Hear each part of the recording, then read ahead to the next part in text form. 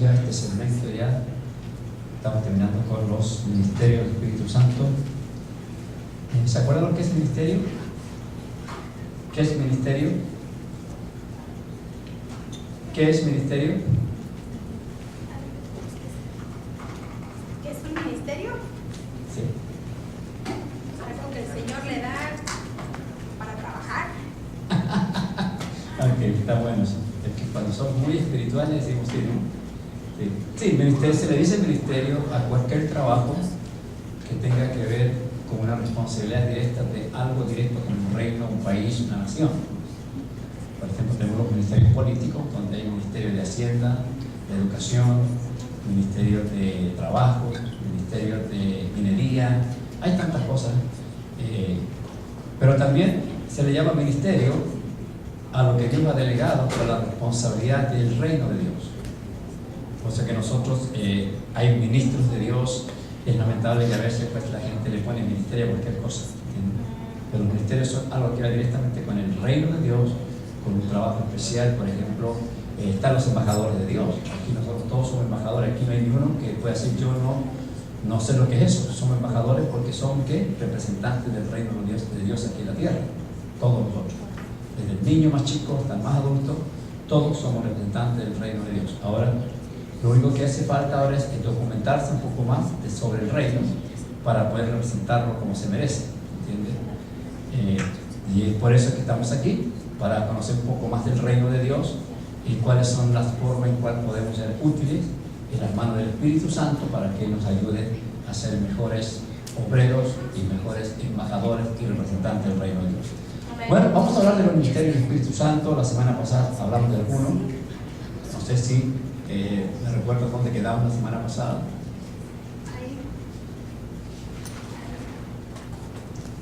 Convence, hablamos de convencer. El Espíritu Santo nos convence. El Espíritu Santo regenera. ¿Recuerdan qué significa la palabra regeneración? ¿Cómo lo podríamos aplicar nosotros de una forma más sencilla? ¿Qué es regenerar o qué es regeneración? Encontramos que esto es uno de los regalos que encontramos cuando recibimos a Cristo Jesús. ¿Entiendes? Estos 4 regalos especiales que cuando tú aceptas a Cristo, Dios te los entrega. ¿Entiendes? Como es, recuerdan, la regeneración, la adopción, santificación. ¿Y se recuerdan cuál es el otro? A ver, voy a poner a pensar. Adopción, correctamente, claro. Somos adoptados, regenerados, santificados y justificados, regenerados. Amén. Ok, entonces cuando hablamos de regeneración está hablando de algo nuevo, de algo que comienza de cero. Como cuando a un carro se le cambia el motor, aunque sea viejito, pero tiene carrocería, o mejor dicho, tiene motor nuevo, 0 millaje. Entonces eso tiene que ver también con algo nuevo. Nosotros somos personas adultas, pero hemos sido regenerados por el Señor y por lo tanto Dios ha puesto un corazón nuevo para que podamos vivir en la nueva vida que Él nos ha ofrecido. En el libro de Tito, capítulo 3, 5, leímos la semana pasada que nos decía: nos salvó no por obras de justicia que nosotros hubiéramos hecho, sino por su misericordia, por el lavamiento de la regeneración y por la renovación en el Espíritu. O sea, el Espíritu Santo es el que nos va a renovar. La sangre de Cristo es la que nos limpia, nos justifica ante la presencia del Señor. Pero el Espíritu Santo es el que nos renueva para poder comenzar la vida nueva que el Señor nos ha regalado en su sacrificio en la cruz del Calvario. Hablamos también de que Él habita, eso quiere decir que Él toma residencia permanente en aquellos que son nacidos de nuevo. Él toma residencia completa en aquellos que han nacido de nuevo. 1 Corintios 6, 19 nos dice: o ignoráis que vuestro cuerpo es templo del Espíritu Santo, el cual está en vosotros, el cual tenéis de Dios y no sois vuestros. Eso quiere decir entonces que en el momento que somos parte de Cristo ya somos propiedad de Él en sí. Deberíamos entenderlo de esta forma, que ahora no nos pertenecemos a nosotros mismos, pero todavía como Dios, como caballero que es el Espíritu Santo, todavía nos da libertad para que escojamos, para que aprendamos a usar el libre albedrío que Dios nos ha regalado. Usted siempre ha tenido libre albedrío, lamentablemente, pues siempre antes de Cristo o antes que usted tuviera Cristo en su corazón, nos damos cuenta de que había alguien que lo manipulaba, que lo seducía, y al final de cuentas nunca supo usted que tenía libre albedrío. Hasta ahora recién nos damos cuenta, por eso que a veces la gente se pregunta ¿por qué ahora que soy cristiano tengo tantos problemas? ¿O por qué ahora las cosas no son como antes? ¿O por qué son más dificultuosas? ¿O por qué razón se me hacen más difíciles? ¿Entienden? Es que el problema no es que se hacen difíciles, siempre fueron así. Lo que pasa es que estábamos ciegos y no podíamos mirar la realidad de nuestra vida. Pero ahora, como hemos sido libres, o hemos sido liberados de esas cadenas que nos oprimían, que nos apresaban, nos damos cuenta de que hay muchas cosas que nosotros hacíamos, que ignorábamos, que a lo mejor eran cosas que no deseábamos hacer nosotros. Entonces ahora nos damos como que se nos quita la venda de los ojos y vemos la vida de una forma diferente. Eso es todo lo que pasa. Los problemas siempre han estado ahí, nunca se han acelerado o han crecido más porque somos cristianos, no, todo lo contrario. Lo que estamos haciendo ahora es que ahora estamos mirando con más, digamos, libertad lo que antes no podíamos mirar, porque pensábamos que todo era normal. El mundo allá afuera sin Cristo piensa que todo lo que hacen es normal, todo el mundo lo hace, ¿por qué no lo puedo hacer yo?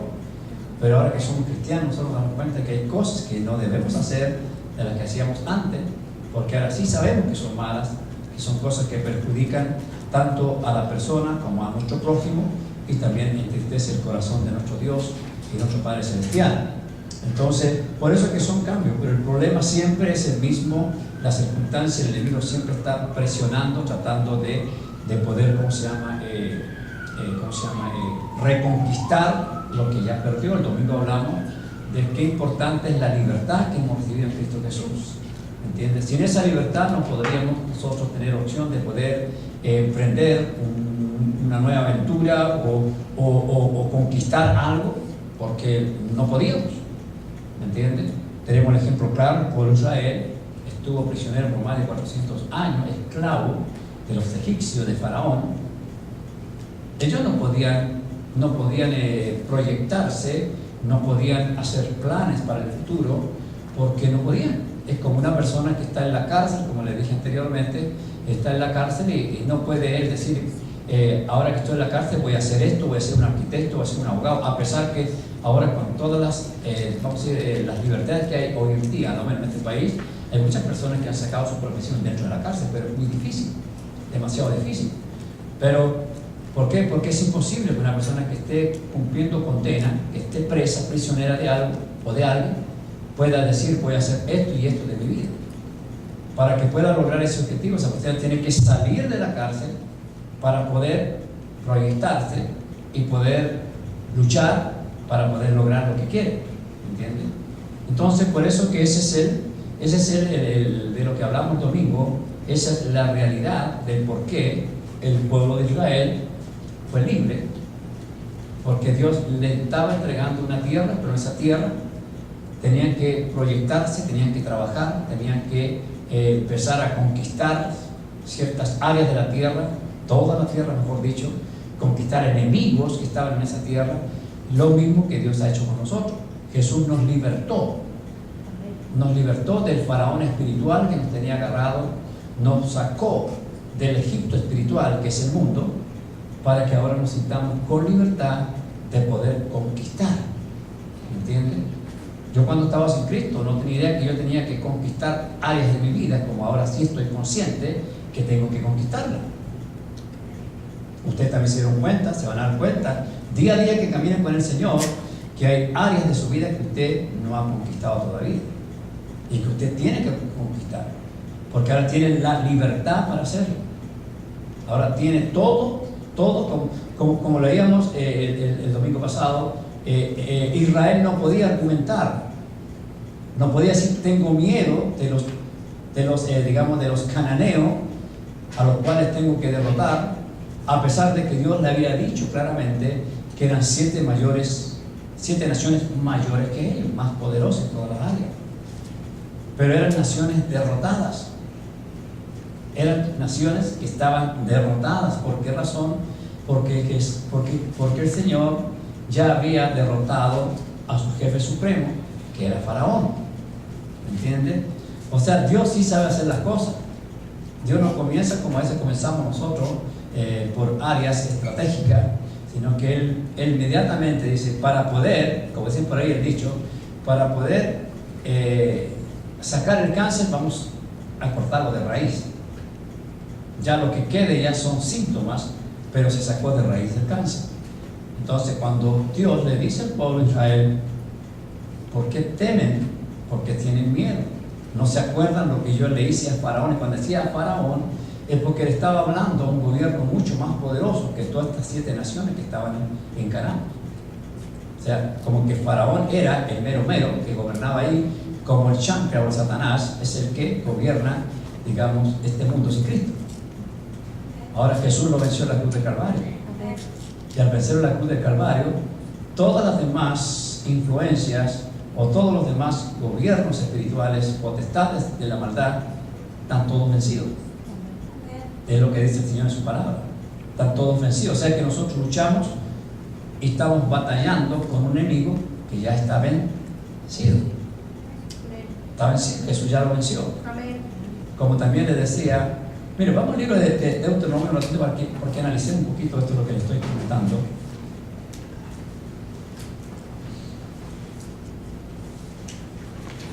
El capítulo 7:1 que leímos la semana pasada, el domingo pasado.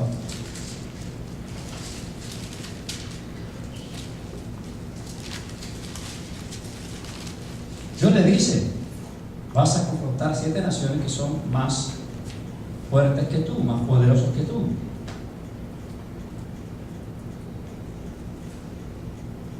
Dice, son mayores y más poderosos que tú. Pero aquí le dice algo. Dice, no es que ustedes las van a vencer. Dice, no es que ustedes las van a vencer. Versículo 2 dice, y Jehová tu Dios las haya entregado delante de ti. Nos dice, tú las vas a conquistar. Deuteronomio capítulo 7:2 dice, cuando Jehová tu Dios las haya entregado delante de ti. O sea, ¿quién se las va a entregar a ellos? Jehová. Dios. ¿Quién entregó a nuestros enemigos en nuestras manos? Jesús. Él dice que exhibió públicamente a los principados al derrotarlos en la cruz del Calvario. Dice, y las haya derrotado. O sea que como que Dios se las presenta para que ellos las derroten. Quiero que entiendan esto para ver cómo el Espíritu Santo puede trabajar con nosotros en estas áreas. Primero te encontramos, Él las va a entregar. Segundo, y las hayas derrotado. O sea que Dios te las va a presentar para que tú las derrotes. Los enemigos que tenemos espirituales nosotros como iglesia también, Dios a veces te los entrega en tu mano para que tú los derrotes. ¿Cómo que los entrega? Es una buena pregunta, ¿no? ¿Cómo es que Él nos entrega a nuestros enemigos? A través del discernimiento. Anteriormente, como personas naturales, no teníamos discernimiento nosotros. Ahora tú puedes discernir cuando hay algo que no está bien en tu vida. Antes tú no te dabas cuenta de eso. ¿Cuántos se han dado cuenta últimamente de problemas que antes no se daban cuenta que tenían? Ahora, ¿por qué no damos cuenta? Es porque Dios nos las entrega, nos las presenta, nos las revela, los delata, los descubre para que tú los derrotes. ¿Entiendes? Por ejemplo, si yo tengo un síntoma que no tenía hace muchos años y de repente aparece, por ejemplo, ¿hace mucho tiempo usted no se enojaba? Muy tranquilo usted. Pero de repente le dijeron algo que le dolió y usted explotó. ¿Qué le dice eso a usted? Dios le está presentando un síntoma escondido o una influencia en su vida que usted pensó que ya no estaba, pero que estaba escondida. Dios se la entrega en su mano, Se la presenta. ¿Para qué? Para que no haga usted alianza ni la vuelva a guardar nuevamente, sino que la confiese, renuncie y se desligue y expulse eso de su vida. Porque eso con mucha facilidad vuelve nuevamente a esconderse si usted dice o lo deja pasar desapercibido. Ahora, ¿cómo podemos dejar pasar desapercibido estas cosas tan insignificantes que pueden ser para usted? Es cuando usted dice, no tiene sentido, no era tanto, no era para tanto, pues todos nos enojamos. Justificar el pecado, justificar las influencias es volver a darle oportunidad para que se esconda. Y cuando Dios te las presenta, es para que tú las derrotes. ¿Estamos de acuerdo? Dice, las destruirás. No dice que guardes, que las escondas. Dice, las destruirás, dice, del todo. ¿Cuántos de ustedes se han encontrado en alguna situación que descubrieron algo e inmediatamente se dieron cuenta que eso hay que sacarlo de ahí, que hay que renunciar? Ese es el propósito de la conquista nuestra. La conquista de Israel fue conquistar naciones literales. La conquista nuestra es conquistar opresores espirituales que tenemos todavía como personas, como cristianos. Porque el hecho de que seas cristiano no quiere decir que ya te conquistaste o que ya eres una tierra conquistada. No. Tu temperamento cambia de una forma muy brusca a veces. Somos demasiado temperamentales. A veces nos enojamos con mucha facilidad, explotamos con mucha facilidad, contestamos a veces con mucha facilidad sin sabiduría. O sea, esas son las cosas que debemos descubrir cuando estamos en el proceso del reconocimiento o cuando le permitimos al Espíritu Santo que nos revele todas esas cosas que están ahí para que tú puedas ¿qué? Confrontarlas, destruirlas y derrotarlas. Piensen en eso. Eso es importantísimo porque eso nos hace ver la vida de un punto diferente, de una forma diferente. Todo el mundo tiene problemas, claro, todo el mundo tiene problemas. No hay ninguna dificultad con eso. Pero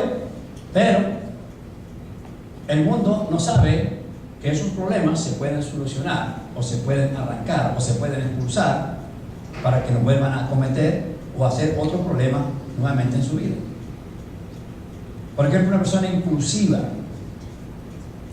cometió el error, lo volvió a cometer y lo vuelve a cometer. ¿Qué pasa con esa persona? Sencillamente no quiere liberarse de eso, o no quiere reconocer, porque ¿cómo nos liberamos? ¿Cómo nos liberamos de una influencia como esa que parece inofensiva, ser impulsivo? Cuando tú reconoces que eres impulsivo. Recuerda que va a desenmascarar las influencias que gobiernan al ser humano. Lo que tiene que hacer es reconocer que tienes influencia y que tiene que pelear contra esa influencia. No sé si me estoy explicando. Todos nosotros tenemos áreas en nuestra vida que nos manipulan, que nos seducen y que nos controlan. Y cosas insignificantes, pueden ser insignificantes, pueden ser cosas que usted dice, no tiene peso eso, no tiene peso que sea perezoso, que trabaje de mala gana, que haga mi trabajo con flojera, sin ánimo. Hay gente que trabaja porque sabe que le están pagando, pero lo hacen de mala gana. Eso es correcto. Posiblemente si yo encuentro 2 o 3 más que trabajan igual que usted se justifica y ellos también hacen lo mismo. Yo no voy a trabajar más que ellos. Esa es la filosofía que hay. Si yo veo que ese no trabaja, ¿por qué tengo que trabajar yo? Yo voy a trabajar como trabaja él. No, esa no es la filosofía de Dios. Hay una influencia ahí que no quiere reconocerse y mientras no se reconozca, esa influencia no desaparece de su vida. ¿Me explico? Sí. ¿Las influencias son demonios? Claro. Es que le digo influencia para que no se asuste tanto. Son influencias, son son áreas, son controladas todavía por las tinieblas. Recuerden que somos hijos de Dios, somos templo del Espíritu Santo, pero no podemos bajo ningún punto de vista decir que no podemos ser oprimidos. No estoy diciendo poseídos, oprimidos, influenciados por las tinieblas. No puedo usar la palabra posesión porque nosotros somos propiedad de Cristo. Amén. ¿Entiendes? Pero si es influenciado, oprimido. ¿Por qué la gente se oprime? ¿Por qué la gente a veces tiene ese dicho que es muy común hoy en día? Y van a ver al psicólogo, van a ver al psiquiatra. ¿Cómo le llaman a eso? Clínicamente, depresión. Depresión. ¿De dónde viene la depresión sino de alguien que oprime? Pero como la gente ignora estas cosas, dice, no, pues algo clínico, es una enfermedad. Pero si lo analizamos con cuidado, un cristiano no tiene por qué estar deprimido, porque tiene el Espíritu de Dios en él. ¿Estamos de acuerdo? Amén. Eso está bien para personas que no tienen a Cristo en su corazón, pero un cristiano que amanecí deprimido, estoy deprimido, no tengo ganas de hacer nada, cuidado con eso. Ya esa es una influencia. Pero por eso le digo que cuando entramos en esta libertad que Cristo nos entrega, es con el propósito de comenzar nuestra conquista, y el Espíritu Santo está con nosotros. Recuerden esto: cuando Israel entró a la conquista, cuando Josué empezó ya a entrar en esa obediencia, y que Dios le dice varias veces, voy a entregar estas naciones y nadie te podrá hacer frente. Vaya a Josué capítulo 1 ahora. No quite el dedo de Deuteronomio. En Josué encontramos una gran promesa. Nadie te podrá hacer frente en todos los días de tu vida. Como estuve con Moisés, estaré contigo. No te dejaré, no te desampararé. Nadie te podrá hacer frente. Escuchen esto. Esta misma promesa es para ti. Nadie nos puede hacer frente a nosotros si sabemos que tenemos al Espíritu Santo con nosotros. Nadie. ¿Me entiendes? Amén. Pero, ¿por qué a veces nos encontramos derrotados, afligidos, desvalidos, desalentados, desanimados? ¿Por qué pasan esas cosas? Porque nunca nos hemos puesto a pensar, o nunca nos hemos propuesto a que tenemos que empezar urgentemente en nuestra conquista personal. O sea, una casa llena de ratones, digo, una casa llena de ratones, es difícil que se pueda abrir la puerta porque se van a salir de ahí. Mejor la mantenemos cerrada y nadie se da cuenta que hay ratones ahí. A veces sí están los seres humanos, no quieren abrir la puerta porque se van a salir todos los que están en las influencias que están ahí. Entonces, a veces por desidia o por no querer que se le descubra, porque ese es el otro problema, que no querer que se descubran esas cosas, mejor se cierra la puerta y ahí se mantiene cerrada. Pero va a llegar el momento en que esas puertas van a ser ¿qué? Destruidas por la influencia, por el poder y por la magnitud de opresores que están en ese lugar. No puede una persona tener encerrado tantas influencias sin que llegue el día en que se destapa. ¿Entienden? Por eso es que a veces no es bueno. Tenemos el ejemplo más práctico, que es, si tú sientes algo, tú tienes algo en contra de alguien, como decimos, no lo guardes, habla, dilo. No te lo escondas. Esconder cosas, guardar cosas en el corazón, tiene dos sentidos. Decimos, normalmente, vulgarmente decimos, el vaso se rebasó. Exploté. Como decimos, la casa está llena de ratas, hay tantas ratas que las ratas ya rompieron la puerta. O sea, tenemos tantas cosas guardadas, cuando esas cosas usted tiene que sacarlas. Dice bien claro, no hagas alianza con ellas.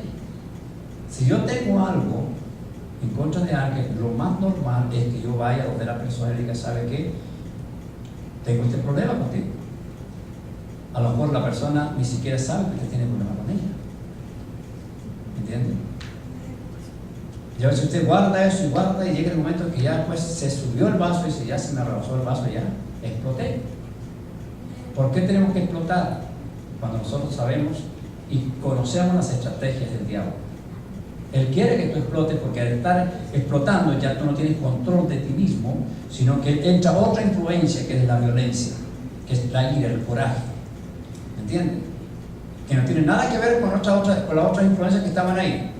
Pero sí toman control porque tú le diste la autoridad y la legalidad para que se manifiesten en ese momento de tu vida, en esa experiencia de tu vida. Dios es sabio. Si yo cuando lo dice, perdonaos unos a otros, lo está diciendo con ese propósito. No guardes nada en tu corazón. Recuerda, si tú me entregaste tu corazón a mí, ese corazón es mío. No tengo por qué compartirlo yo con otras influencias que no sea mi presencia. Amén. Dice, esfuérzate y sé valiente, porque tú repartirás a este pueblo por heredad la tierra, la cual juré a sus padres que le daría a ellos. Aquí en el capítulo 1, todo el versículo, si lo tiene en su casa, léalo en su casa, va a encontrar que aquí está toda la estrategia militar que Dios le entrega a Josué para entrar a conquistar.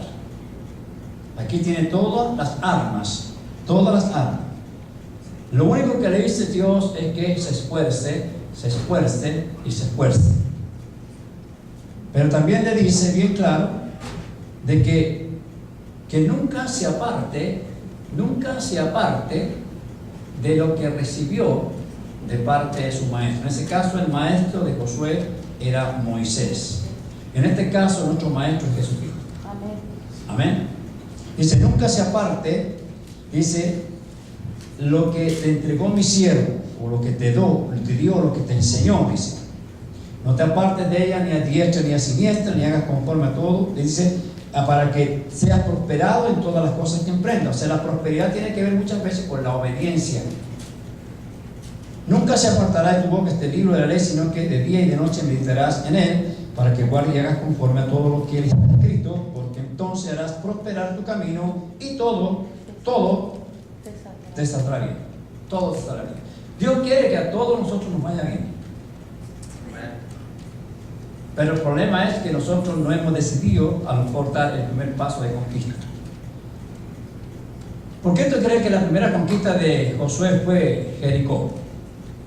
¿Nunca se han puesto a pensar por qué fue Jericó? Porque fue la primera ciudad más grande, más fortificada, con murallas, que era casi imposible de poder destruirla. Pero fíjense lo interesante es de que ellos no hicieron nada.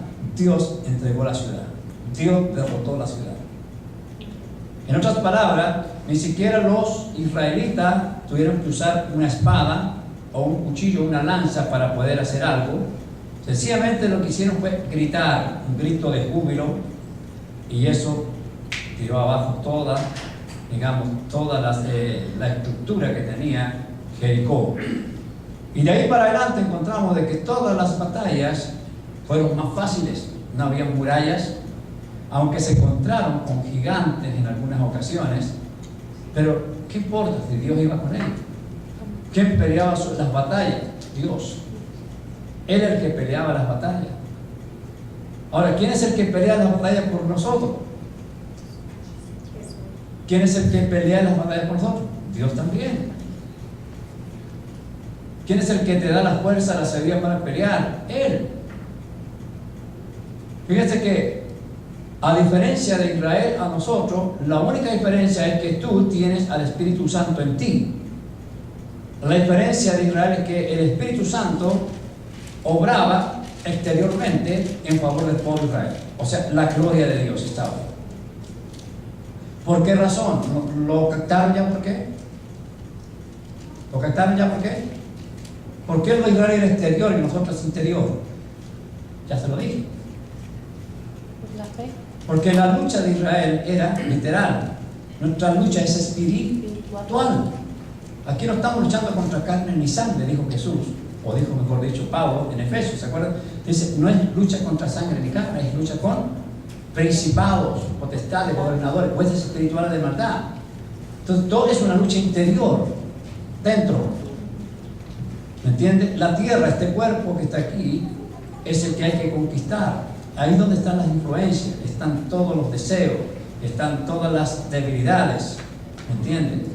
Y estas debilidades han cruzado fronteras que han llegado a las partes del alma, como las emociones. La voluntad ha sido doblegada por estas influencias. La mente ha sido invadida por los argumentos de estas influencias. ¿Me entiendes?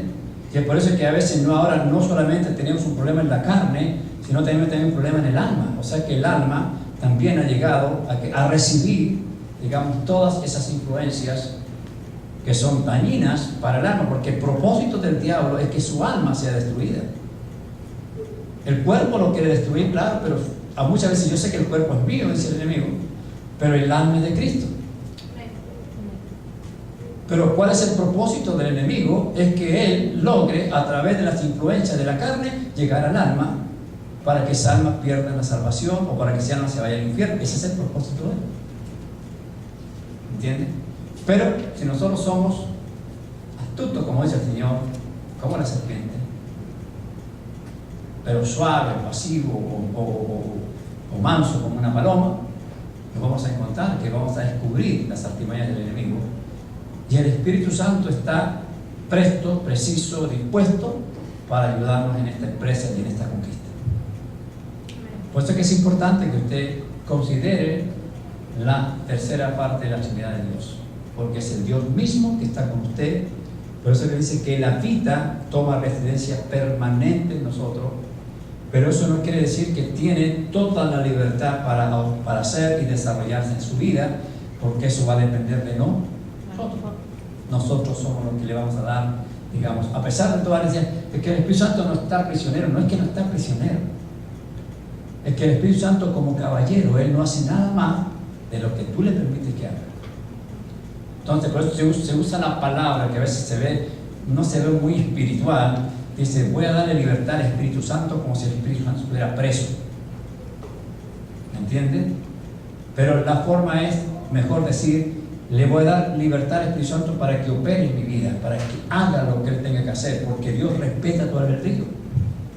Si Dios fuera un Dios agresivo como lo es Satanás, que él no respeta tu albedrío, porque él sí no respeta tu albedrío.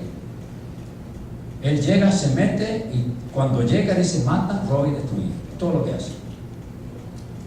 Pero el Espíritu Santo, aún estando en tu corazón, él no roba nada, no toma nada, ni pide nada que tú no le des. ¿Me entiendes? Así es como trabaja el Señor. Amén.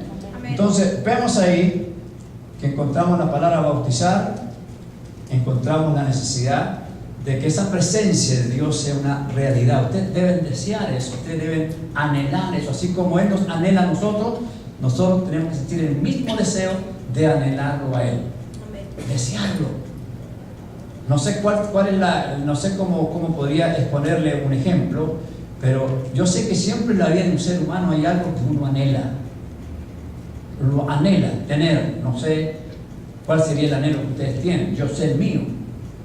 Pero así como uno anhela algo, así se debe anhelar la presencia del Espíritu Santo en tu vida. Se debe anhelar, se debe sentir como que sin eso no hay sentido en tu vida. Sin la presencia de Dios no puedes tú continuar. Si eso no está en tu vida, esa presencia divina no está en tu vida, es que las cosas no van a funcionar. O sea, en otras palabras, así como tengo sed y quiero un vaso de agua, así yo necesito la presencia del Espíritu Santo en mi vida. Así como mi cuerpo quiere comer o tiene hambre de algo, así también yo debo tener esa hambre de la presencia del Señor. Y eso hace la diferencia en el cristiano. Pero si este deseo no está, si este anhelo no está, sencillamente vas a vivir como cualquier persona natural, nomás que te llamas cristiano. Pero no hay ninguna diferencia entre tú y los que están allá afuera, excepto que tú eres cristiano porque tienes el Espíritu Santo. Pero si Él no está funcionando, no está activado en tu vida, no está haciendo lo que Él desea hacer a través de tu vida, no está logrando el objetivo por el cual fuiste llamado y encontrado, sencillamente vas a ser igual que cualquier otra persona. Pero una persona que entiende esto, empieza a entender de que hay algo que va a revolucionar algo. Nos vamos a revolucionar nosotros mismos primero, porque te vas a encontrar que tú necesitas cambiar. Vas a darte cuenta que tú no puedes irte a dormir si no has leído la palabra de Dios. Te vas a dar cuenta que si tú no has orado en el día, o te vas a acostar en la noche, o te levantas en la mañana, si tú no oras, hay algo que te hace falta, te sientes indefenso. ¿Entienden? O sea, son cosas tan sencillas, tan, vamos a decir, pequeñas, pero que traen sentido y que traen un respaldo y al mismo tiempo traen una seguridad y convicción de que tú eres alguien especial y que tú eres algo especial en las manos de Dios. Amén. Por eso que dice en el libro de Romanos, capítulo 8, que el Espíritu Santo es el que da testimonio de que somos hijos de Dios. Amén. No somos nosotros.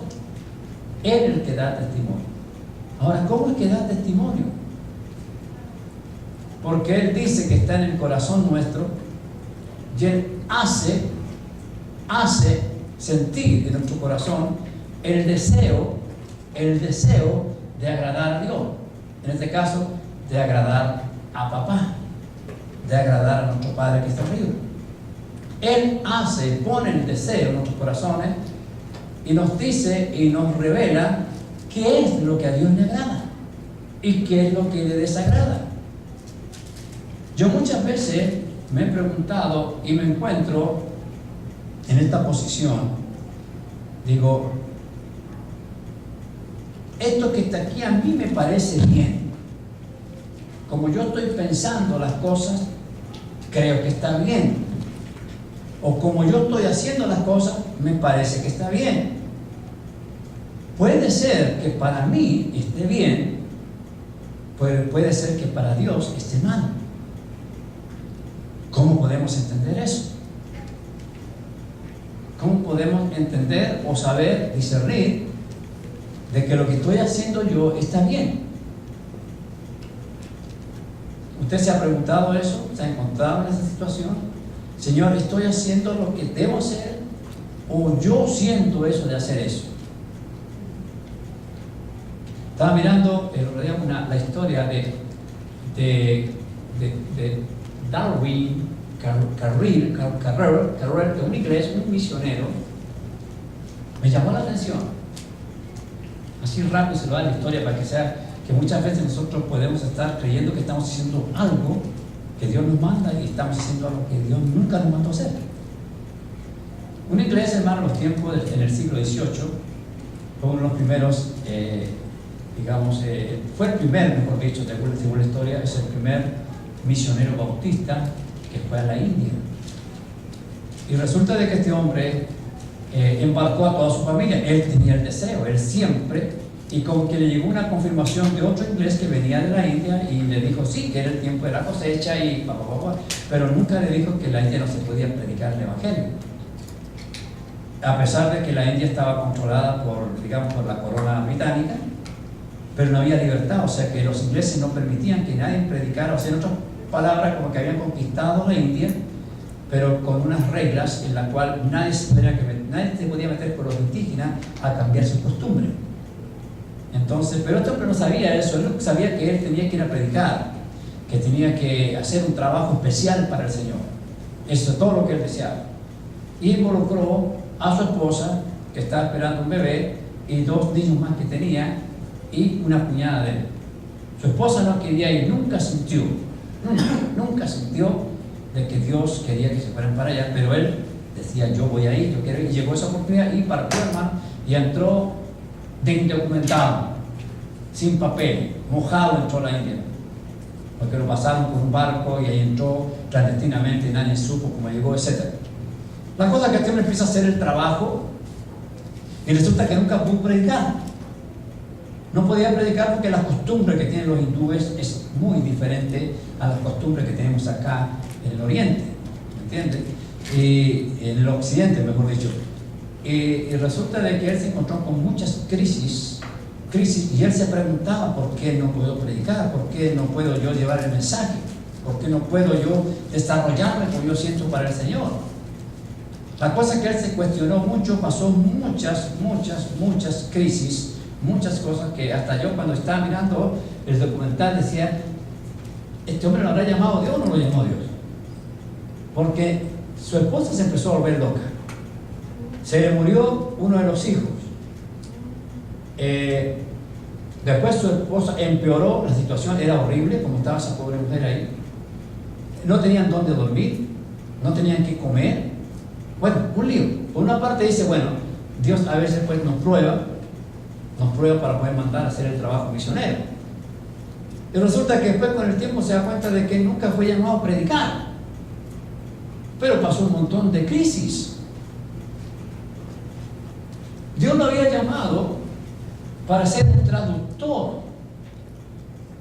traductor de las lenguas de la India, porque se dice son muchas, como le dicen, muchos dialectos. Y la India, tú sabes que es uno de los países más grandes del mundo en lo que concierne a habitantes, como la China, y donde la pobreza también es más grande que en todo el mundo. Pero al último, ya al final, se da cuenta de que él fue llamado para traducir la Biblia a los idiomas o los dialectos de la India. Pero en eso perdió su mujer, perdió su hijo. Pero como que al final encuentra la respuesta, porque se encontró cuál era el propósito que Dios tenía con él. A veces pueden pasar estas cosas, porque a veces nos podemos entusiasmar con ciertas cosas y hacer ciertas cosas que creemos que Dios está ahí. Y si las miramos de una forma, digamos, espiritual, decimos: claro, Dios quiere que hagamos esto. Dios quiere que haga esto. Dios quiere que vaya a ver. Dios quiere que vaya para allá. Pero el problema es que a veces no le preguntamos a Dios si Dios está de acuerdo con eso, o si soy yo la persona indicada para hacer eso. Entonces ahí tú te das cuenta la necesidad que tenemos que el Espíritu Santo nos guíe. Porque nuestro deseo humano, y le digo, no era malo, porque yo creo que ninguna persona deja a su familia para ir a predicar en un lugar remoto donde va a perder la vida. O sea que se lo come un tigre, porque llegaron a un lugar donde los tigres habían matado a 20 ciudadanos y quedó la ciudad completamente, o mejor dicho, la tribu quedó completamente desolada porque todos arrancaron. Ya llegó ahí, hermano, y se le apareció un tigre ahí, hermano, olvídate. Bueno, es una historia increíble, hermano. Está bien hermosa, está bien motivada, me gustó porque me hizo ver, me dio a entender algo ahí. Yo aprendí algo, que cuando el Espíritu Santo no te dice y te confirma algo, tú no hagas nada. Y tengamos deseo, porque Dios tenía un propósito con esta misión, claro que lo tenía, pero a veces nos adelantamos o a veces nos atrasamos. ¿Están hablando? A veces nos adelantamos. O sea, hay un proceso en el cual tenemos que aprender. Tenemos que dejar que el Espíritu Santo siempre nos indique, nos confirme. Y por último: Señor, no me muevo de aquí hasta que tú me confirmes. Hoy día vemos las iglesias, como ustedes se dan cuenta, los hermanos parecen ismaelitas, como andan de iglesia en iglesia, porque nos movemos sin que el Espíritu Santo nos dé el consentimiento. Así es simple. Pero es que yo siento, no, es que no se trata aquí que tú sientas. O sea, aquí no se trata de sentir. Aquí se trata de un deseo de Dios que Él pone en tu corazón. Por eso que toda la gente esa después regresa, cuando ya maduran un poco, se dan cuenta: nunca debería haberme ido o haberme movido a ese lugar, porque es ahí donde Dios me puso para continuar mi proceso. ¿Y para qué? Para levantar el ministerio que yo tengo que hacer para Él. Pero como le digo, a veces porque no le damos el énfasis o no le damos la prioridad al Espíritu Santo, que cometemos tantos errores. No es que Dios nos va a condenar por eso, no digo eso, pero dilata el proceso del Señor, lo demora más de lo que debería ser. Pasamos por experiencias que Dios nunca quisiera y nunca quiso que pasáramos. ¿Sí me están entendiendo? Amén. Ahora, ¿están entendiendo por qué razón el Espíritu Santo está con nosotros? Amén. Para eso está. Aún para el cambio de trabajo. ¿Me cambio o no me cambio? Es que me pagan más. ¿Y te dijo el Señor que era mejor para ti eso? Yo me encontraba a veces con personas que dicen, me voy a cambiar pastor para allá, a un trabajo porque me van a pagar más. ¿Y cuánto te pagan? 2 pennies más. Por 2 pennies se mueven. Escuchen. Y resulta que al año, la compañía donde se fueron, quiebra. Y tenían 20, 15 años en la otra compañía, tenían su seguro, tenían su jubilación, todo. Pero por 2 pennies, por 5 pennies, o por 2 dólares, 3 dólares más, cambian de trabajo. Y terminan después sin trabajo, y personas ya que han tenido 15, 20 años en un trabajo ya tan jóvenes, para que les puedan dar oportunidad de comenzar de nuevo. Y si comienzan de nuevo, le van a pagar el mínimo. Por eso dice el Señor, donde Dios te puso, quédate ahí. Amén. Él nos sella, Él nos da los dones. Eso son lo que más deseamos en el día de hoy, los dones, ¿no? Pero los dones tienen algo que ver, hermano, con la capacidad también de la persona. Cómo podemos tomarlo, cómo podemos, o cómo Dios los va a ejecutar, cómo Dios los va a ampliar, cómo Dios los va a manejar en nosotros. Si no somos personas maduras, posiblemente Dios te va a decir, quédate como estás nomás hasta que madure un poquito, porque si te doy un don te vas a volver loco. Pero también el don, recuerde que es algo que tiene que ver con la pura gracia y misericordia de Dios. Dios da como Él quiere, y como quiere, y a quien quiere. ¿Me entiendes? Pero Pablo también nos alienta diciendo, procurar los mejores dones. Procurar quiere decir que por lo menos tenemos una oportunidad o una chancecita de procurarlo. ¿Cómo podríamos procurar un don? ¿Cómo cree usted que podríamos procurar un don? Recuerda que procurar un don es algo que tú quieres tenerlo, pero tienes que, voy a usar esta palabra, a lo mejor va a ser incorrecta para algunos que están escuchando esto, pero tú tienes que buscar la forma de merecerlo. Aunque es un regalo, pero como tú lo vas a procurar, es como cuando un papá le quiere regalar algo a su hijo, le quiere regalar una moto a su hijo, una bicicleta, pero su hijo se ha portado últimamente mal, ha hecho trae malas calificaciones, es desordenado, su pieza nunca está en orden, no se baña, etc. Un montón de cosas. Resulta que él hace y dice, ¿sabe qué? Pues, quiero dárselo, pero no me nace hacerlo porque no se lo está mereciendo. ¿Aló? No se lo merece. Pero resulta que el muchacho se da cuenta de que su papá supo que algo no está bien en su vida, no hay un orden en su vida, y que eso está deteniendo a que pueda recibir ese regalo de parte de su papá. Entonces se pone las pilas, como dicen por acá, y empieza a hacer las cosas bien. Empieza a guardar las cosas en su lugar, se baña todos los días, ordena su pieza, trata de sacar las mejores calificaciones, que llega el momento que el día menos pensado, su papá empieza a darse cuenta del cambio, y el papá llega un día con un regalo y dice, aquí está tu bicicleta, o aquí está tu moto. ¿Procuró eso el muchacho o el papá se lo dio más porque se lo quiso dar? ¿Lo procuró? Claro. O sea, esa es la forma como yo entiendo de cómo debemos procurar los mejores dones. O sea que tenemos que hacer algunos méritos, a pesar que los regalos no se piden, pero podemos procurar. ¿Correcto? Amén. Amén. Dice, produce frutos. Produce frutos, creo que estoy llamando acá. Gálatas capítulo 5, 22, 23 y Efesios 5, 9 nos habla sobre esos frutos. Él da a cada día al creyente al menos una habilidad para el servicio. Fruto quiere decir habilidad. Y los frutos del Espíritu Santo ya sabemos cuáles son. De acuerdo como nos relata Gálatas 5, 22, 23. Sabemos cuáles son esos frutos. Pero también tiene que ver con la habilidad que recibe de parte de Dios el creyente. Mas el fruto del Espíritu dice que es amor, gozo, paz, paciencia, benignidad, bondad, fe, mansedumbre, templanza. Contra tales cosas no hay ley, o sea, no hay algo que pueda detener o que pueda ir en contra de ellos. Todo lo contrario, es algo que nada ni nadie se puede levantar en contra de ellos. Por eso que el primer fruto es el amor. Eso es lo que debe hacer diferencia hoy en día en el Hijo de Dios, en el cristiano actual.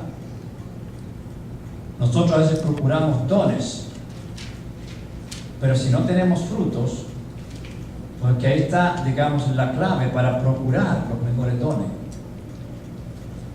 ¿Cómo procuramos los mejores dones? Cuando empezamos a producir frutos del Espíritu en nosotros. Porque eso cambia la situación. Los frutos cambian la situación. Los frutos cambian el comportamiento. Los frutos identifican a la persona qué árbol es y qué clase de fruto es. ¿Entienden? Cuando dije procurar, aquí tenemos la forma más correcta para saber cómo vamos a procurar.